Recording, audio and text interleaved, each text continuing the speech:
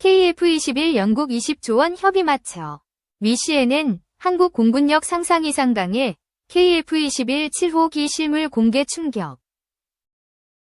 인도네시아, 인니, 사정에 밝은 한 외교 소식통은 올해 초 한국항공우주산업 KAI에서 발생한 인니 파견 연구원의 보안 유출 사건에 대한 처리를 이렇게 평가했다. 우리 방산 기술을 보호하는 것도 매우 중요한 일이지만 첨단 무기를 공동 개발할 정도로 관계가 깊은 국가와 관련해 이 같은 보안 이슈가 발생했다면 최대한 조용하고 신속하게 처리할 필요가 있다는 지적이다. 사건 처리가 지나치게 장기화할 경우 중요한 방산 파트너인 인니와의 협력에 차질이 우려되기 때문이다. 인니는 한국과 차세대 전투기 KF-21을 공동 개발하는 파트너이자 개발이 완료되면 최초 수입이 유력한 국가이기도 하다. 1월 17일 경남 사천 KAI 본사에 파견된 인니 연구원이 미인가 이동식 저장 장치 USB를 소지한 채 퇴근하려다 검색대에서 적발됐다. 보안 규정에 따라 KAI는 이를 즉각 방위사업청과 국가정보원 등 관계기관에 통보했다. 방위사업청 국군방첩사령부 국가정보원으로 구성된 합동조사단은 해당 직원을 한 달여간 조사한 끝에 3월 경찰청 국가수사본부에 정식 수사를 요청했다. 사건을 넘겨받은 경상남도경찰청, 경남도경은 같은 달 방위사업법 위반 혐의로 인니 연구원들의 주거지 등을 압수수색했다. 해당 USB에 파일 수천 개가 저장돼 있었고 그중 일부는 설계도면 등 KF-21 관련 자료인 것으로 전해졌다. KAI는 해당 USB에 있던 자료 중 유의미한 것은 10건 미만이며 일부는 원래 기술 공유 대상이라는 입장이다. 경남도경 관계자는 11월 20일 기자와 전화통화에서 현재 수사는 마무리 단계다. 사건을 최대한 빠르게 종결하고자 노력하고 있다면서도 수사와 관련해 자세한 것은 밝힐 수 없다고 말을 아꼈다. 영국 정부가 이탈리아, 일본과 공동으로 추진하는 차세대 전투기 개발 프로젝트 GCAP 글로벌 컨벳 에어 프로그램 참여를 확정했다. 이로써 GCAP는 노동당 정부의 전략적 방위 검토 대상에서 제외되었으며 2035년까지 초음속 전투기 개발이라는 목표에 한 발짝 더 다가섰다고 9일 현지 시각 파이낸셜 타임즈가 보도했다. GCAP는 영국, 이탈리아, 일본 3개국이 공동으로 추진하는 차세대 전투기 개발 프로젝트다. 러시아와 중국의 군사적 위협 증가에 대응하기 위해 각국의 방위 역량을 강화하는 것이 목표다. 3개국은 2035년까지 초음속 전투기를 실전 배치하기 위해 수십억 파운드를 투입할 계획이다. 지난 여름 노동당 정부가 출범하면서 GCAP의 존폐가 불투명해졌다. 노동당은 재정 건전성을 이유로 GCAP 참여를 재검토할 수 있다는 입장을 밝혔다. 이에 따라 일본과 이탈리아는 GCAP 프로젝트 무산 가능성을 우려해왔다. 하지만 키어 스타머 영국 총리는 최근 장관들과의 회의에서 GCAP 참여를 확정했다. 영국 정보 관계자는 스타머 총리가 GCAP에 대한 흔들림 없는 의지를 표명했다고 전했다.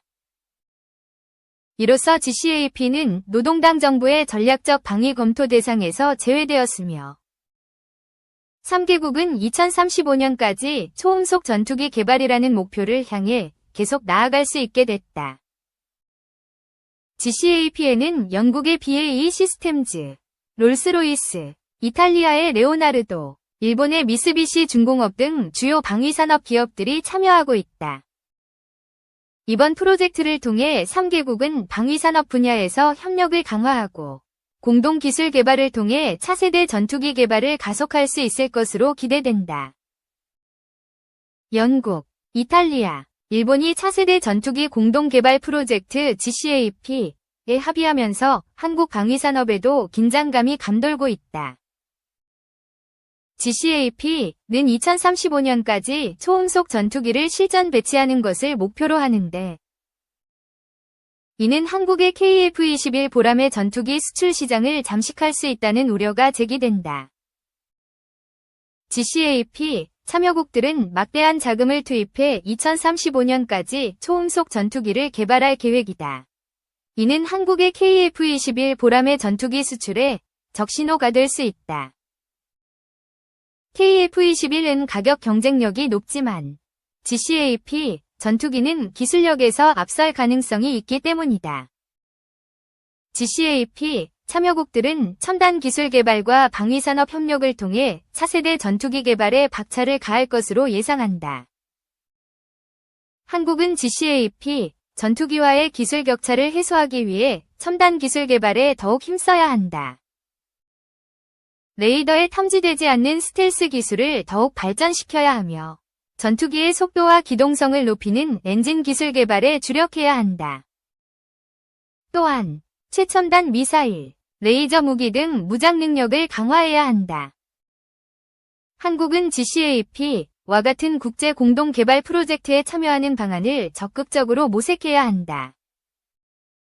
국제 공동 개발을 통해 선진 기술을 확보하고 방위산업 협력을 강화할 수 있다.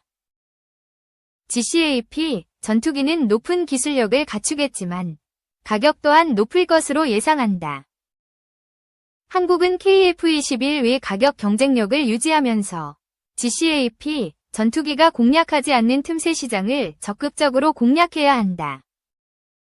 영국, 일본, 이탈리아 GCAP 합의는 한국 방위산업의 새로운 도전 과제를 제시한다. 한국은 기술 혁신, 국제협력 강화, 틈새 시장 공략 등을 통해 글로벌 방위산업 경쟁에서 살아남아야 할 것이다. 2. 이란 미사일 파괴한 미국산 독침. 한국군도 쓸까? 박수찬의 군. SM-3 요격 미사일. 이지스함에서 발사되어 고도 수백 물결표 수천 km까지 상승. 탄도미사일을 파괴하는 무기다. 대륙간 탄도미사일, ICBM, 도 요격 가능해 미사일 방어, MD, 위 최종 병기로 불린다. 10여 년 전부터 SM-3에 관심을 보였던 한국도 구매에 바짝 다가선 모양새다. 방위사업청은 26일 제161회 방위사업추진위원회를 열어 해상탄도탄 요격유도탄 사업추진기본 전략을 심의 의결했다. 2025년에서 2030년까지 8,039억 원을 투입, 정조대왕급 이지스 구축함에 탑재할 SM-3를 미국 정부가 보증하는 대외군사 판매, FMS로 확보한다. 11월까지 사업 타당성 조사를 통해 사업 추진 계획 적절성을 확인하고 관련 기관과 세부 방안을 검토한 후 사업을 추진할 예정이다. 군은 SM-3 도입으로 한국형 미사일 방어, KAMD 체계를 강화. 고각 발사로 남한을 타격하려는 북한 장거리 탄도미사일을 중간 단계에서 요격할 수 있을 것으로 보고 있다. 하지만 KAMD에서 SM-3가 어떤 역할을 할 수 있는지, 한반도 특성에 맞는지 등을 먼저 검토해야 한다는 지적도 많다. 미국 레이시온, 현 RTX 이 개발한 SM-3는 이지스 전투체계와 함께 움직인다. 지난 14일 이란이 이스라엘의 드론과 중중거리 탄도미사일, MRBM을 쐈을 때 이스라엘 해안에 있던 미 해군 이지스 구축함 두 척이 SM-3를 발사해 요격했다. 한국 해군도 올해 말부터 정조대왕급 이지스 구축함 3척을 순차적으로 인수할 예정이다. 기존 세종대왕급 이지스함은 탄도미사일 탐지 추적 능력만 갖췄으나 정조대왕급은 SM-3 육 운용 능력도 확보해 탄도미사일 요격 작전도 가능하다. 해군은 세종대왕급도 성능 개량의 탄도미사일 요격 능력을 확보한다는 방침이다. 다만 막대한 비용이 들어 사업이 빠르게 진행되기는 어렵다는 관측도 나온다. 하지만 SM-3 도입을 놓고 논란이 적지 않다. 한반도에서 북한 탄도미사일 요격작전을 펼칠 때 SM-3가 얼마나 효과가 있느냐는 것이다. SM-3의 최저 요격 고도는 90km, 유효 고도는 500에서 1200km다. 북한이 한반도 중 남부로 쏠 KN-23 단거리 탄도미사일과 초대형 방사포 등은 정점 고도가 90km 미만이다. 북한이 개발한 소형 잠수함 발사 탄도미사일 SLBM 또 정점고도는 60km 정도다. 모두 SM-3로 요격할 수 없다. SM-3 도입 필요성이 처음 제기됐던 10여 년 전에는 북한이 노동미사일을 고각 발사해 한반도 남부를 공격할 수 있다는 우려가 제기됐었다. 이 같은 위협은 주한미군 사드, THAAD 고고도 미사일 방어체계 배치로 이어졌다. 사드는 스커드 같은 단거리 탄도미사일도 잡는다. 반면 SM-3는 정점고도가 90km 이상인 상태를 꽤 오랫동안 유지하는 미사일을 파괴할 수 있다. 이에 해당하는 북한 미사일은 북극성 2형, 화성 12형 등 MRBM급 이상이다. 북한이 남한보다는 일본 내 유엔사 후방기지나 미군기지 공격에 쓸 가능성이 큰 무기다. 북한 MRBM, IRBM 이 한국 해군 작전구역 KTO 상공을 거쳐 일본이나 괌으로 날아가면 SM-3가 1차 요격에 나설 수 있다. 군사 기술적으론 요격이 가능하다. 하지만 한반도 밖으로 날아가는 북한 미사일을 한국이 요격하는 것은 정치 외교적 폭발력이 강한 이슈다. 한미일 3국이 사전에 면밀한 협의 및 합의를 해야 한다. 국민 여론의 향방도 변수다. 합의를 했어도 일본과 미국 내 표적은 당사국 정부와 군대가 먼저 방어에 나서야 한다. 북한군과 직접 맞붙어 싸워야 할 한국군은 수도권을 지키기 위해 전방에 집중해야 한다. SM-3를 한반도에서만 사용해도 문제는 남는다. SM-3가 한반도 미사일 방어에 실질적 도움이 되려면 이지스함이 육지로 최대한 밀착해야 한다. 척당 1조 원이 넘는 고가의 이지스함이 연안에서 미사일 방어에 매달리면 대잠수함 작전, 대공작전, 대함작전 등 해군 본연의 임무에 전념하기가 어려워진다. 비싼 가격도 논란이 된다. SM-3 한 발 값은 국산 중거리지 대공유도 무기 MSAM 15발 또는 패트리엇 PAC-3 5발 가격과 비슷하다고 알려져 있다. SM-3 100발을 들여온다면 2조 원 이상이 소요될 것으로 추산된다. F-35A 스텔스 전투기 20여 대 또는 이지스함 2척을 들여올 수 있는 액수다.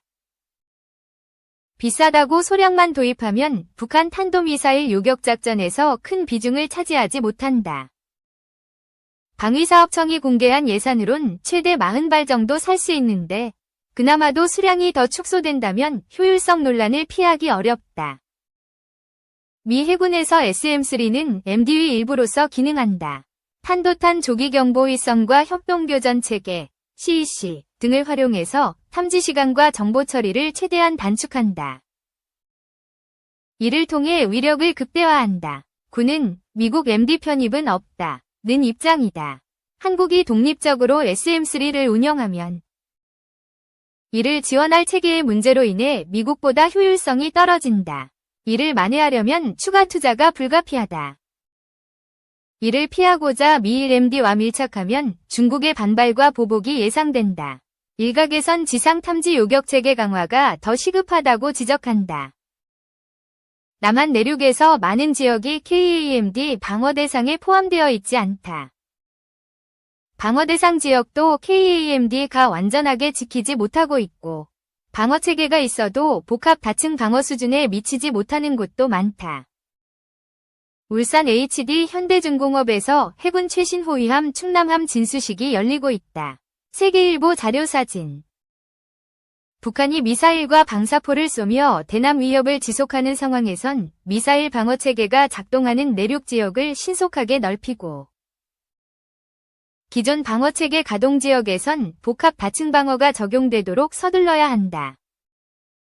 그래야 고도화되는 북한 미사일 위협에서 국민 생명을 지킬 수 있다.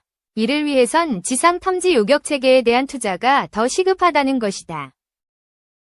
해상 MD 구축은 KAMD에서 해군의 역할은 무엇인지 고려하는 미사일 위협이 북한인지 중국인지 등을 먼저 따져보고 결정할 필요가 있다는 지적이다.